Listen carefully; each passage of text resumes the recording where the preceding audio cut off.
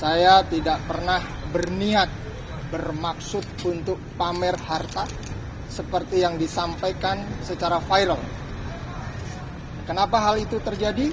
Karena data saya yang saya simpan secara private dicuri, kemudian di framing, dan beredarlah yang seperti rekan-rekan sekalian ketahui.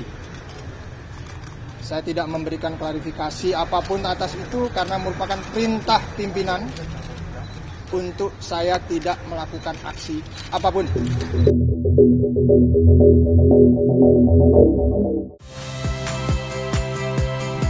Saya Liviana Cerlisa. Saksikan program-program Kompas TV di siaran digital, pay TV, dan media streaming lainnya.